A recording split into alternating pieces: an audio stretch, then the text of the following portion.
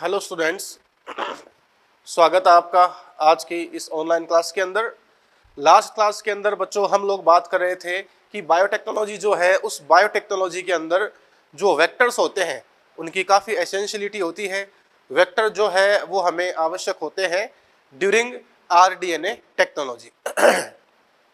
Okay, तो हम लोगों ने बात की थी कि साहब एक जो उचित वेक्टर होता है, एक उचित जो समवाहक होता है, उसमें कौन से लक्षण होते हैं।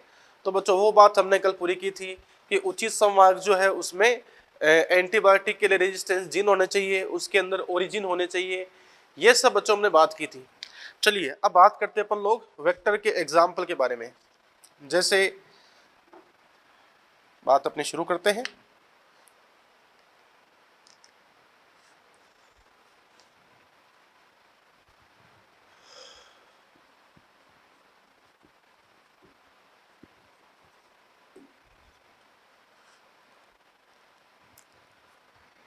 हाँ जी,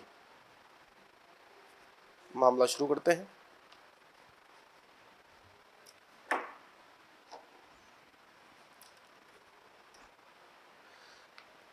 देखो बच्चों, वेक्टर में सबसे ज्यादा जिस वेक्टर का यूज होता है वो अपने पास में होता है प्लाज्मिड। तो बात करते हैं प्लाज्मिड के बारे में।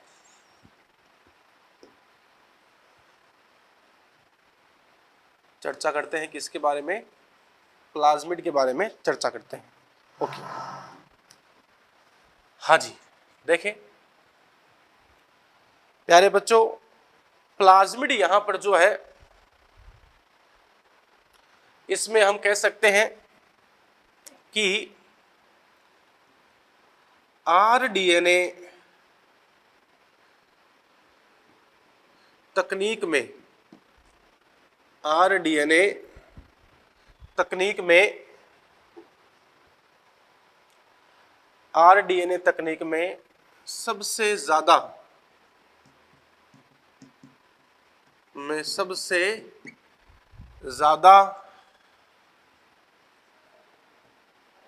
उपयोग में आरडीएनए तकनीक में सबसे ज्यादा उपयोग में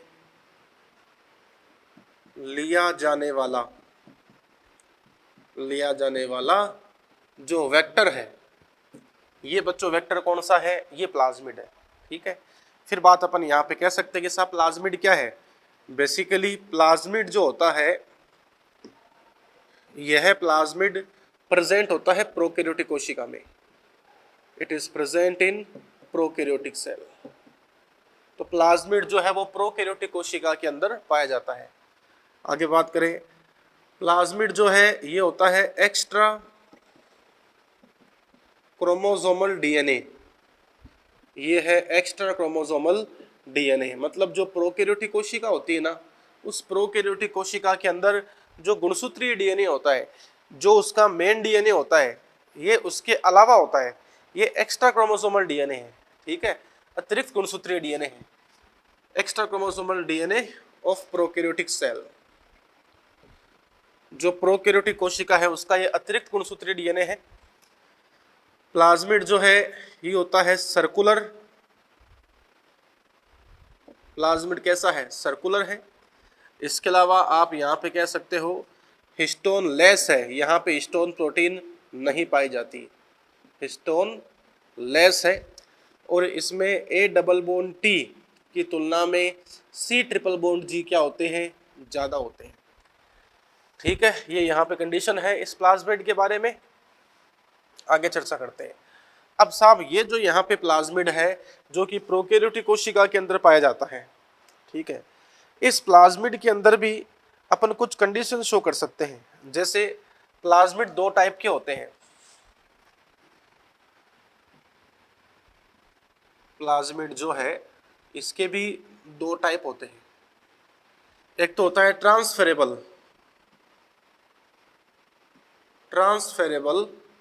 प्लाज्मिड, और एक यहाँ पे होता है नॉन ट्रांसफरेबल। ये है नॉन ट्रांसफेरेबल प्लाज्मिड। प्लाज्मिड दो प्रकार का है, एक तो है ट्रांसफरेबल और एक है नॉन ट्रांसफरेबल। बच्चों ट्रांसफरेबल कौन सा होता है? ऐसे प्लाज्मिड जो अगली पीढ़ी में स्थानांतरित हो सकते हैं उसको बोलते हैं प्लाज्मिड। तो ये वो प्लाज्मिड है जो अगली पीढ़ी में चले जाते हैं, ट्रांसफर हो जाते हैं। नॉन ट्रांसफरेबल कौन से होते हैं? जो अगली पीढ़ी में ट्रांसफर नहीं होते, जो अगली पीढ़ी में ट्रांसफर नहीं होते हैं। तो बच्चों इस प्रकार से अपन कह सकते हैं कि प्लाज्मिड जो है वो दो प्रकार के होते हैं, एक तो है ट्रांसफरेबल, एक बच्चों है नॉन ट्रांसफरेबल। ठीक है, ट्रांसफरेबल तो कौन से हो गए? ट्रांसफरेबल तो वो हो गए जो बच्चों अगली पीढ़ी के अंदर ट्रांसफर हो सकते हैं, नॉन ट्रांसफरेबल वो है जो अगली पीढ़ी में ट्रांसफर नहीं होते।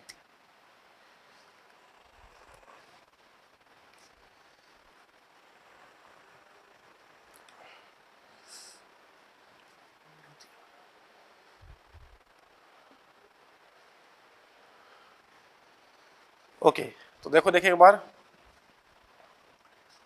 जो ट्रांसफरेबल के एग्जाम्पल क्या है, तो हम यहाँ पे कह सकते हैं इसका एग्जाम्पल है जैसे PBr 322, PBr 327, PUC। ये जो आप देख रहे हो ये बच्चों यहाँ पर वो प्लाज्मिड है जो ट्रांसफरेबल है। नॉन ट्रांसफरेबल कौन से हैं? तो इसका जो एग्जाम्पल अपने पास में ये बच्चों है इको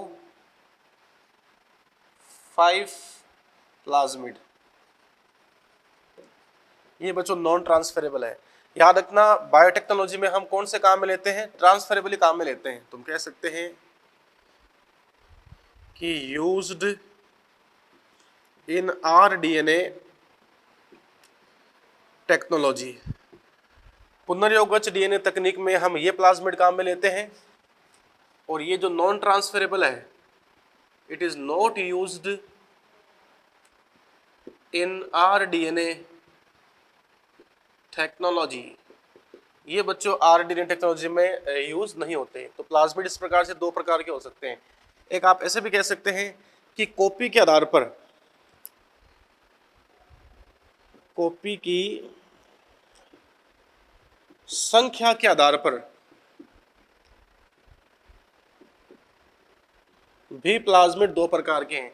बच्चों वो तो इस बात पर दो प्रकार के हैं कि भी प्लाज्मिड अगली पीढ़ी में ट्रांसफर हो पाते या नहीं हो पाते, इस बात पर प्लाज्मिड दो प्रकार के हो गए, है ना। और अब बच्चों हम लोग पढ़ रहे हैं कि प्लाज्मिड्स की कितनी कॉपी बन सकती है। तो कॉपी के आधार पर हम कह सकते हैं प्लाज्मिड दो प्रकार के होते हैं। तो एक तो यहाँ पे होते हैं सिंगल कॉपी प्लाज्मिड, और एक बच्चों यहाँ पे होते हैं मल्टी कॉपी प्लाज्मिड। ठीक है, तो सिंगल कॉपी प्लाज्मिड और मल्टी कॉपी प्लाज्मिड, ये बच्चों दो यहाँ पे कंडीशन है जो अपने पास में है। याद रखना बायोटेक्नोलॉजी में कौन सा काम आता है? Multi copy plasmid. तो मैं कह सकता हूँ ये rDNA टेक्नोलॉजी में यूज होते हैं, है ना। तो बच्चों मेरे कहने का मतलब ये है कि प्लाज्मिड दो प्रकार के होते हैं, एक तो यहाँ पे होता है सिंगल कॉपी प्लाज्मिड और एक बच्चों यहाँ पे होता है मल्टी कॉपी प्लाज्मिड। ऐसा प्लाज्मिड जिसकी एक ही कॉपी बने, जिसकी एक ही कॉपी बने उसको बोलते हैं सिंगल कॉपी प्लाज्मिड, और जिसकी 15 से लेकर आप कह सकते हो 100 कॉपी बन जाए उसे हम लोग बोलते हैं मल्टी कॉपी प्लाज्मिड। तो देखो ये इतनी कॉपी बना लेता है। ठीक है प्यारे बच्चों, ये यहाँ पे कंडीशन है। आगे बात करते हैं इस प्लाज्मिड के अंदर ही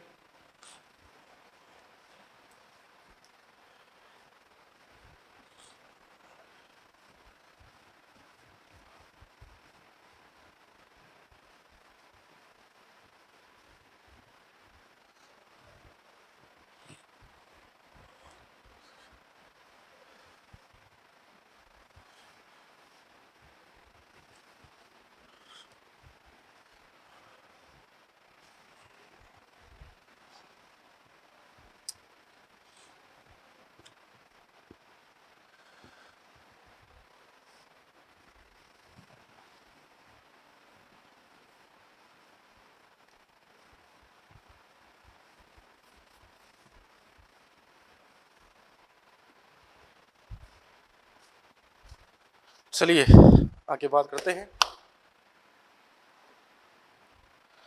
बच्चों। आगे हम यहाँ बात करते हैं एक एग्जाम्पल से, जैसे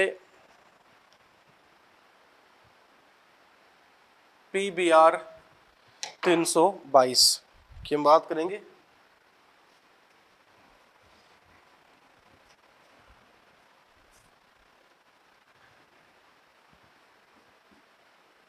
ये बच्चों यहाँ पर है सिंथेटिक प्लाज्मिड।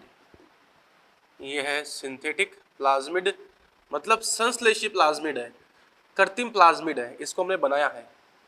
और जो सिंथेटिक प्लाज्मिड है बच्चों, उसमें हम लेते हैं PBR 322। ये हम बच्चों यहाँ पर लेंगे। चलिए बात करते हैं प्यारे बच्चों, PBR 322 की अगर आप कंडीशन देखो तो हम यहाँ पे कह सकते हैं कि इसका नाम है PBR 322। P जो है वो नाम दर्शाता है प्लाज्मिड को कि साहब ये एक प्रकार का प्लाज्मिड है, ठीक है। B जो है वो वैज्ञानिक का नाम है जिसका नाम है बॉलीवर। इसका नाम क्या है बच्चों? बॉलीवर। R जो है, ये R दर्शाता है वैज्ञानिक को रॉड्रिग्यूज। और जो 322 आप देख रहे हो ये बच्चों यहाँ पर एक्सपेरिमेंट नंबर है, एक्सपेरिमेंट नंबर, प्रयोग संख्या। अर्थात PBR 322 के अंदर P का मतलब प्लाज्मिड है, बोलीवर तथा रोड्रिग्यूज उस वैज्ञानिक के नाम है जिन्होंने PBR 322 प्लाज्मिड का संश्लेषण किया, जिन्होंने PBR 322 प्लाज्मिड का निर्माण किया। और 322 बच्चों यहाँ पर क्या है? प्रयोग संख्या है। ये बच्चों यहाँ पे कंडीशन है जो आपके सामने है। अब याद रखना ये PBR 322 क्या है, तो हम कह सकते हैं rDNA तकनीक में, rDNA तकनीक में सबसे ज्यादा उपयोग में लिया गया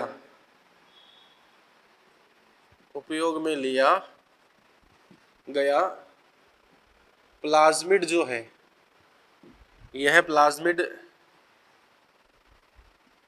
PBR 322 ही है बच्चों। ये ही वो प्लाज्मिड है जिसका सबसे अधिक उपयोग किया गया है। समझ रहे बात को? ये यहाँ पर सीन है।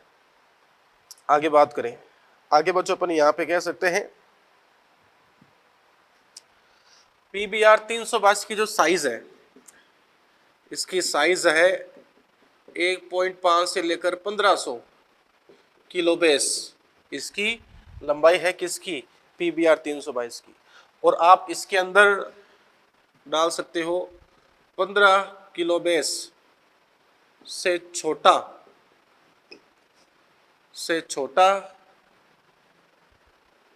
DNA खंड जो होता है, से छोटा वांछित जीन जो होता है। 15 किलो बेस से छोटा DNA खंड या वांछित जीन हम PBR 322 में इंजेक्ट करा सकते हैं, डाल सकते हैं, इंजेक्ट करा सकते हैं, ठीक है। तो इतना लंबा जो बच्चों वांछित जीन आप डाल सकते हो PBR 322 में, है ना। अब बच्चों एक बार मैं आपको PBR 322 का डायग्राम भी बना देता हूँ। डायग्राम से भी काफी कंडीशन बन जाती है, देखना। देखो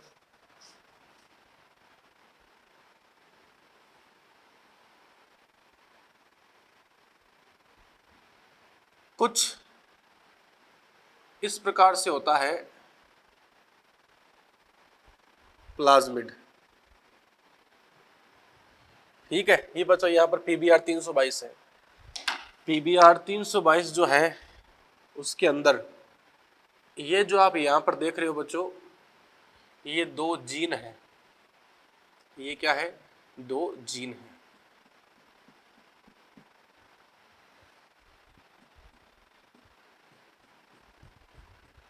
ये यहाँ पर दो जीन है।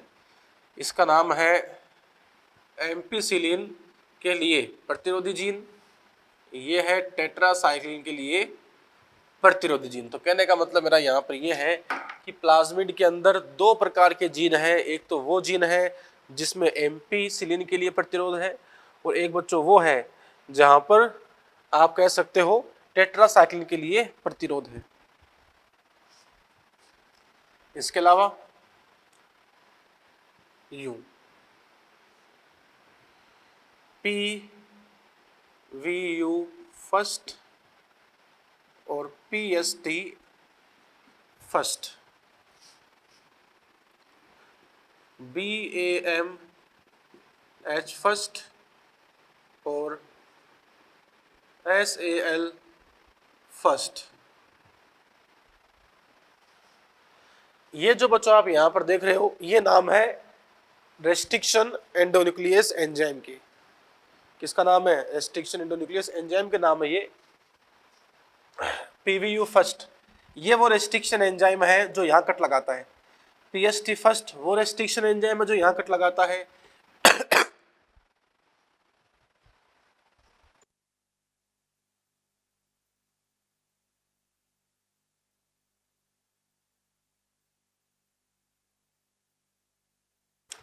हाँ जी प्यारे बच्चों, तो अपन यहाँ बात कर रहे हैं कि जो प्लाज्मिड है उसकी स्ट्रक्चर कैसी है। तो देखिए ये बच्चों यहाँ पे है SLA फर्स्ट, SLA फर्स्ट। ये यहाँ पर नाम किसका है? ये नाम है रेस्ट्रिक्शन एंडोन्यूक्लियस एंजाइम का। तो कौन से रेस्ट्रिक्शन एंजाइम जो है, पहले वाला सही था, SAL फर्स्ट। ये रेस्ट्रिक्शन एंजाइम यहाँ कट लगाता है, ये रेस्ट्रिक्शन एंजाइम यहाँ कट लगाता है, ये रेस्ट्रिक्शन एंजाइम यहाँ और ये यहाँ कट लगाता है। अब सुनो, एग्जाम में क्वेश्चन ऐसे आता है कि अगर आपने PBr 322 के ऊपर PVU फर्स्ट रेस्ट्रिक्शन एंजाइम का उपयोग किया है तो अब वह कौन से एंटीबायोटिक के लिए प्रतिरोधी नहीं होगा। अगर आपने PVU फर्स्ट काम में लिया है तो यहाँ कट लग गया, मतलब एम्पिसिलिन पे कट लग गया। PST फर्स्ट काम में लिया तब भी एम्पिसिलिन पे कट लग गया। अर्थात अगर आप एम्पिसिलिन के लिए प्रतिरोधी जीन को हटाना चाहते हो तो उसके लिए आपको ये दो रेस्ट्रिक्शन एंजाइम में काम लेने पड़ेंगे। अगर आपको टेट्रासाइक्लिन के लिए प्रतिरोधी जीन को हटाना है तो उसके लिए आपको BMH फर्स्ट या जो SL फर्स्ट है, ये बच्चों यहाँ पे आपको रेस्ट्रिक्शन एंजाइम उपयोग में लेने पड़ते हैं। ओके, आगे बात करते हैं, ठीक है। फिर बच्चों यहाँ पर कट लगाने के लिए काम में लेते हैं EcoR फर्स्ट। यह है यहाँ पर सी कट लगा देता है EcoR फर्स्ट। यहाँ बच्चों कट लगाने के लिए काम में लेते हैं HIND थर्ड, और यहाँ कट लगाने के लिए काम में लेते हैं CLA फर्स्ट।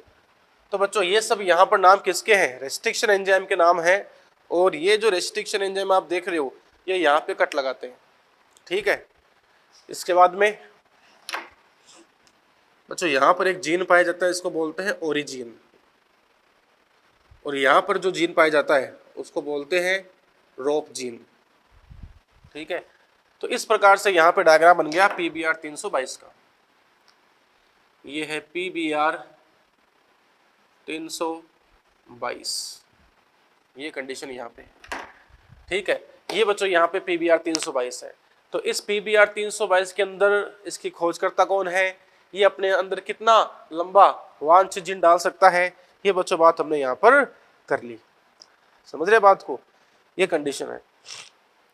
आगे बात करें, आगे बच्चों बात अपन यहाँ पे कर सकते हैं कि इसके अंदर जो ओरिजिन है इसका काम क्या होता है। ओरिजिन का काम होता है ओरिजिन ऑफ रेप्लिकेशन।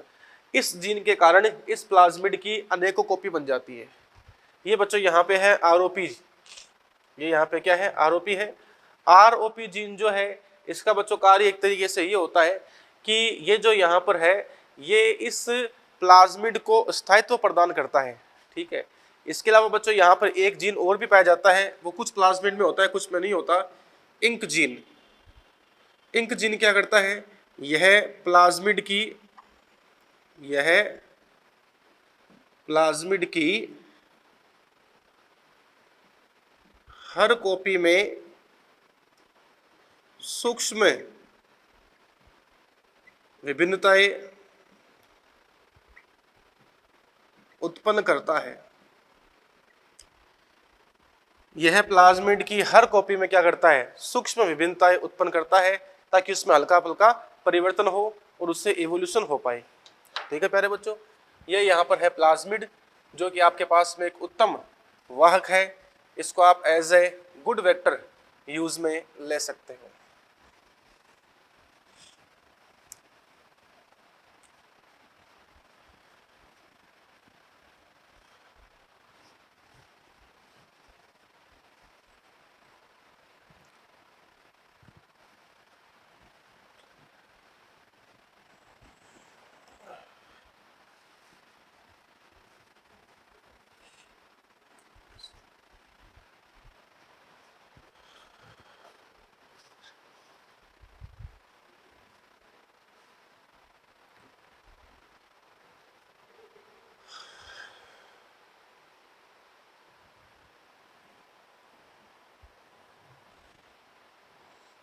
हाँ जी, आगे बात करते हैं।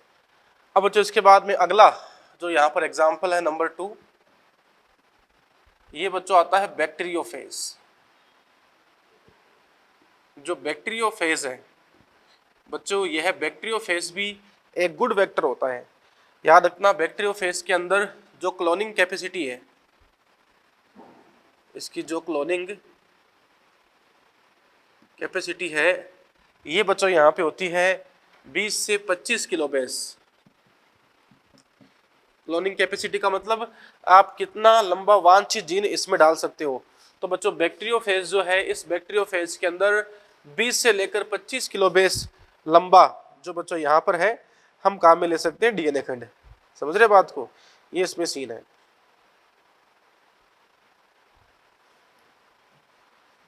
होता बच्चों क्या है, हम लोग बैक्टीरियोफेज भी कौन से, तो बच्चों यहाँ पर जो बैक्टीरियोफेज है वो काम आता है M13 बैक्टीरियोफेज।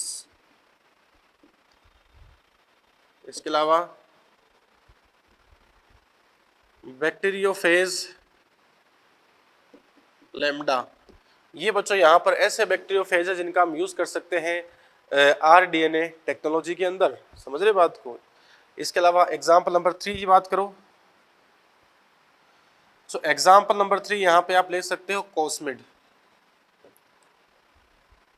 कोस्मिड जो है बच्चों, इस कोस्मिड का जो क्लोनिंग कैपेसिटी है वो होती है 40 से 70 किलो बेस, या 40 से 100 किलो बेस भी काम में ले सकते हो। तो इसकी जो क्लोनिंग कैपेसिटी है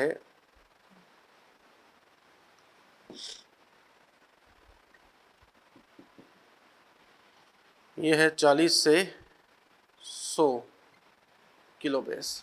ठीक है, हालांकि बच्चों इसका निर्माण होता है कोस साइट के द्वारा, पर इसमें इतना ज़्यादा डिटेल आपके लिए आवश्यक नहीं है।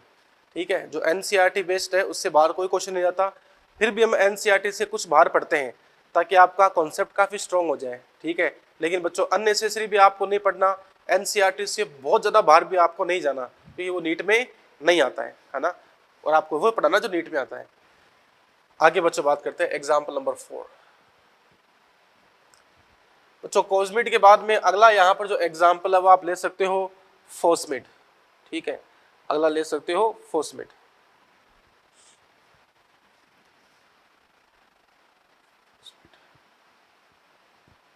फोस्मिड जो है, इसकी क्लोनिंग कैपेसिटी जो होती है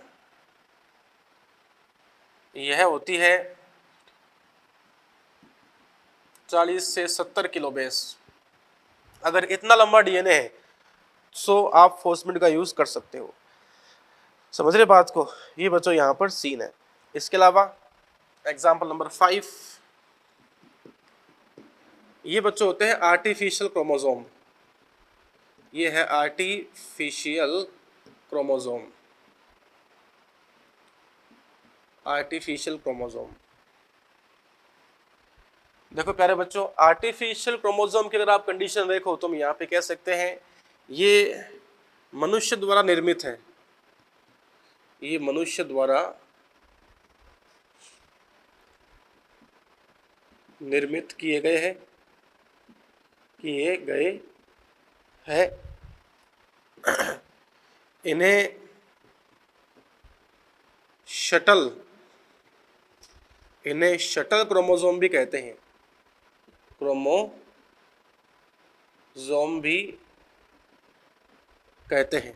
ठीक है, यह 100 किलोबेस से लेकर 2000 किलोबेस की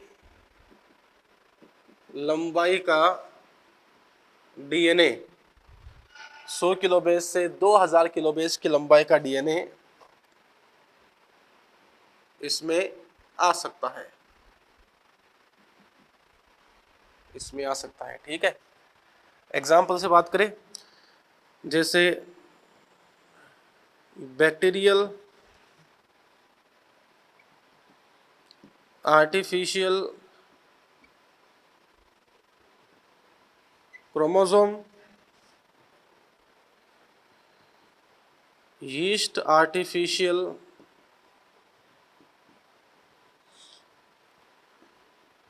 chromosome, mammalian artificial chromosome, short में इनको बोलते हैं BAC, YAC और MAC। ठीक है, ये बच्चों आपके सामने क्या है, ये कुछ एग्जाम्पल है जिन्हें आप एज ए वेक्टर काम ले सकते हो। ठीक है, ये बच्चों यहाँ पे कंडीशन है।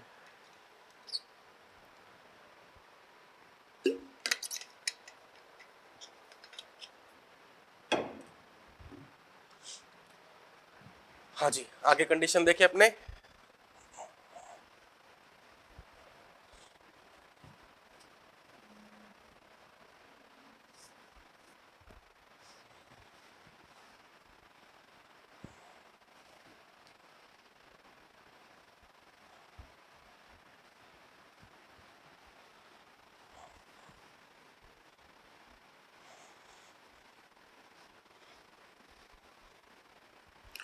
देखें, हाँ जी प्यारे बच्चों, अब बात अपन यहाँ पे करते हैं वेक्टर के बाद में होस्ट सेल, परपोषी कोशिकाएं, कि हमको कौन सी परपोषी कोशिकाएं काम में लेनी चाहिए बायोटेक्नोलॉजी के अंदर।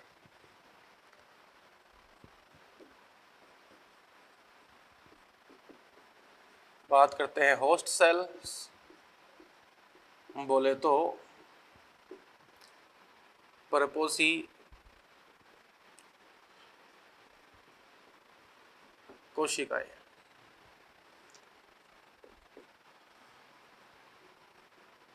होस्ट सेल, परपोषी कोशिकाएं। देखो परपोषी कोशिकाओं की अगर आप बात करो तो हम यहाँ पे कह सकते हैं कि सबसे ज्यादा उपयोग जिस परपोषी कोशिका का हम लोग करते हैं वो वास्तव में कौन सी होती है, ई कोलाई होती है। तुम कह सकते हैं ई कोलाई का as a host cell rDNA तकनीक में सबसे ज्यादा उपयोग होता है। आगे बात करें, अब साहब एक उत्तम परपोषी कोशिका कौन सी होती है, तो उत्तम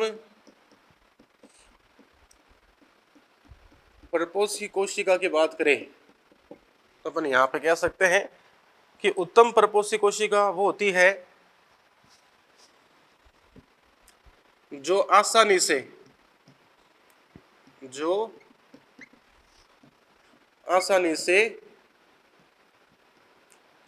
रूपांतरित हो सके। बच्चों रूपांतरित को बोल सकते हैं ट्रांसफॉर्म्ड। जैसे आपके पास ये कोई परपोषी कोशिका है, ये दूसरी परपोषी कोशिका है और ये है आरडीएनए, आरडीएनए कहाँ चला गया, परपोषी कोशिका में चला गया। तो अगर आरडीएनए परपोषी कोशिका में चला गया इसको बोलते हैं रूपांतरित कोशिका। अब ये रूपांतरित हो चुकी है, इसमें आरडीएनए आ चुका है, और अगर आरडीएनए परपोषी कोशिका में नहीं गया तब इसको बोलते हैं अरूपांतरित कोशिका, नॉन ट्रांसफॉर्म्ड सेल। तो हमने यहाँ पर क्या कहा कि एक उचित परपोषी कोशिका, एक उत्तम परपोषी कोशिका वो होती है जो आसानी से रूपांतरित हो सके, मतलब जो आरडीएनए है वो आरडीएनए इजीली जा सके परपोषी कोशिका में, क्योंकि आरडीएनए जब परपोषी कोशिका में जाएगा तभी तो क्या होगा, हम कह सकते हैं कि साहब ये रूपांतरित हो चुकी है, इसमें आरडीएनए आ चुका है ना। तो बच्चों ये यहाँ पर सीन है, ट्रांसफॉर्म्ड में ये सीन यहाँ पे होता है, जो आसानी से रूपांतरित हो सके, ट्रांसफॉर्म्ड होती है। ठीक है। दूसरी बात, संवर्धन माध्यम में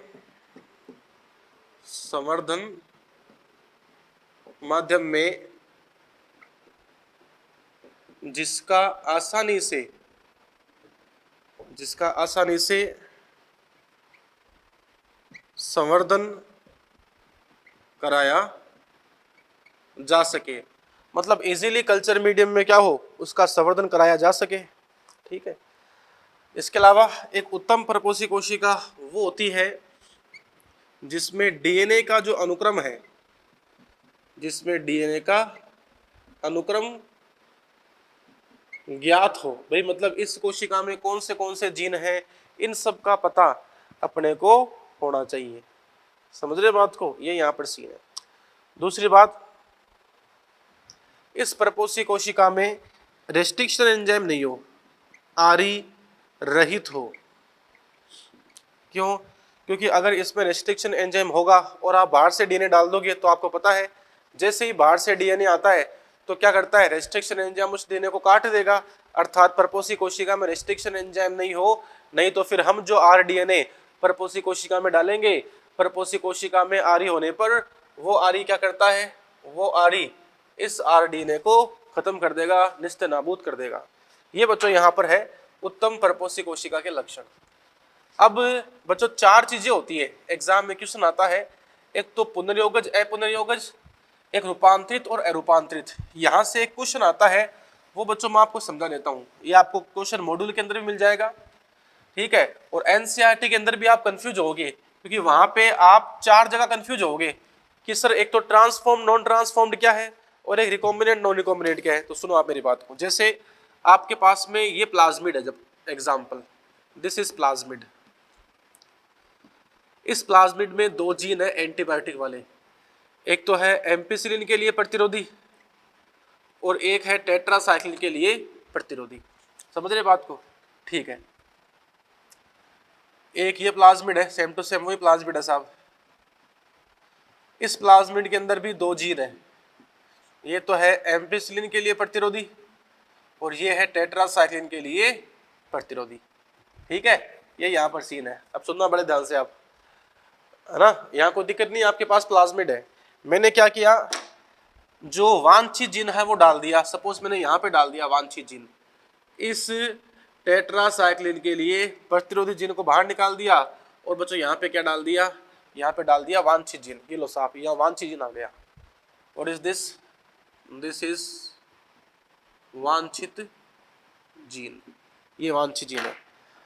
तो वांछित जीन इसमें है या इसमें है? इसमें है, तो जिसमें वांछित जीन डल गया इसको बोलते हैं पुनर्योगज डीएनए। ये है पुनर्योगज, इसे बोलते हैं रिकॉम्बिनेंट, दिस इज रिकॉम्बिनेंट। और जिसमें वांछित जीन नहीं है इसको बोलते हैं अपुनर्योगज, अपुनर्योगज, बोले तो नॉन रिकॉम्बिनेंट। ठीक है, ये बच्चों यहाँ पर सीन है। अब आप मुझे बताओ पुनर्योगज कौन सा होगा जो टेट्रासाइक्लिन पे वृद्धि करे? पुनर्योगज कौन सा होगा जो टेट्रासाइक्लिन पे वृद्धि करे, एम्पिसिलिन पे वृद्धि करे, दोनों पे करे, दोनों में से किसी पे नहीं करता? तो याद रखना पुनर्योगज वो होगा जो एम्पिसिलिन वाले माध्यम में वृद्धि कर सकता है, क्योंकि टेट्रासाइक्लिन वाला जो प्रतिरोधी जीन है उसको तो आपने हटा ही दिया। अर्थात जो पुनर्योगज है वो केवल एक ही एंटीबायोटिक वाले माध्यम में वृद्धि कर सकता है, जो कि यहाँ पर एम्पिसिलिन है।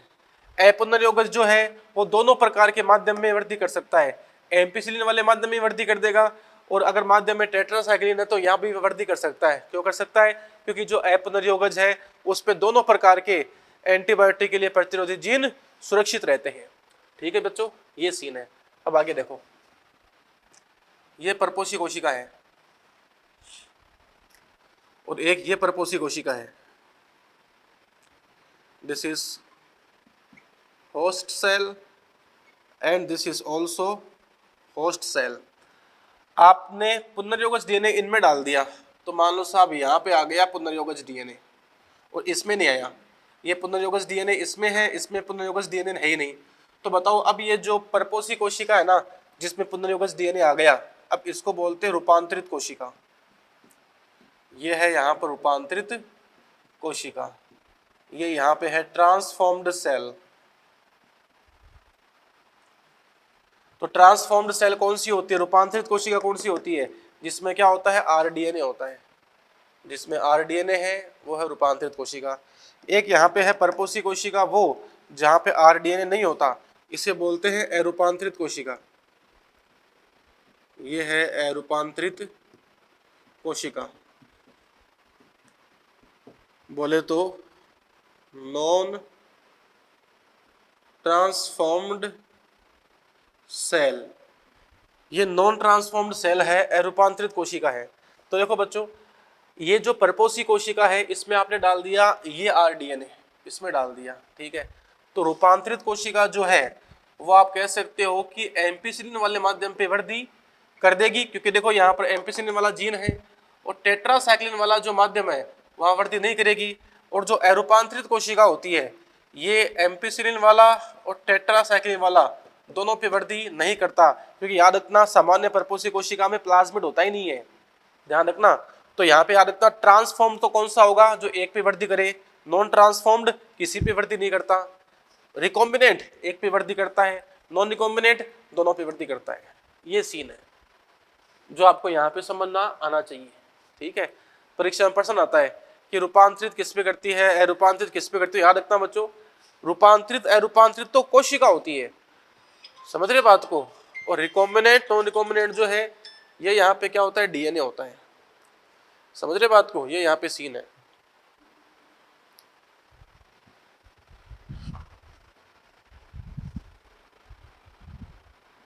हेलो, हाँ बंटी जी, हाँ जी। तो ये बच्चों यहाँ पे अपने पास में कंडीशन है कि रूपांतरित कोशिका कौन सी होती है, अरूपांतरित कोशिका कौन सी होती है, ये हमने यहाँ पर बात की है। यहाँ पे आपको दो बातों का पता होना जरूरी है कि रूपांतरित अरूपांतरित अलग चीज है तथा पुनर्योगज और अपुनर्योगज अलग चीज है, समझ रहे बात को। ये इसमें सीन है। हाँ जी, अब आगे बात करते हैं।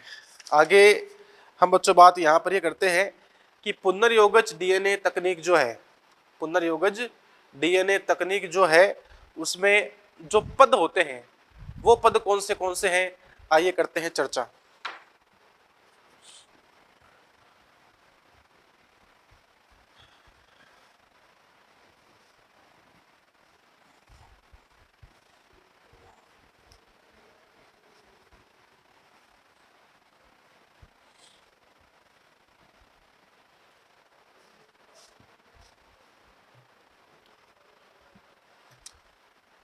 बात करते हैं अपने पुनर्योगज डीएनए तकनीक, पुनर्योगज डीएनए तकनीक के पद कि साहब ये जो आरडीएनए टेक्नोलॉजी है ये कितने पदों में कंप्लीट होती है, कितने पदों में संपन्न होती है। आइए करते हैं बच्चों इस बारे में चर्चा। देखें, रिकॉम्बिनेंट डीएनए तकनीक जो है बच्चों इसमें काफी सारे पद होते हैं। जैसे सबसे पहले यहाँ पर क्या करते हैं, वांछित जीन का पृथक्करण करते हैं, फिर उसके बाद में उचित वाहक का चुनाव करते हैं, फिर वांछित जीन को उचित वाहक को जोड़ देते हैं, पुनर्योगज डीएनए बनाते हैं। फिर जो पुनर्योगज डीएनए है उसे डाल देते हैं किसी परपोषी कोशिका के अंदर। फिर जो परपोषी कोशिका है उसका बच्चों हम गुणन कराते हैं और उससे हम उत्पाद प्राप्त करते हैं। फिर बच्चों वो जो उत्पाद है उसको चेक करते हैं कि ये उत्पाद सही है नहीं है, क्या इसमें किसी और भी सुधार की गुंजाइश है। तो बच्चों ये सब यहाँ पे पद होते हैं RDNA टेक्नोलॉजी के अंदर। समझ रहे बात को। और ये जो बच्चों यहाँ पर पद है, इन पदों को हम लोग पढ़ेंगे अपने अगले वीडियो लेक्चर के अंदर। ठीक है, तो आज का जो बच्चों लेक्चर है काफ़ी महत्वपूर्ण है, एग्जाम में काफ़ी बार क्वेश्चन आता है आज के इस लेक्चर से। ठीक है, चलिए बाकी बात करते हैं कल। Thank you.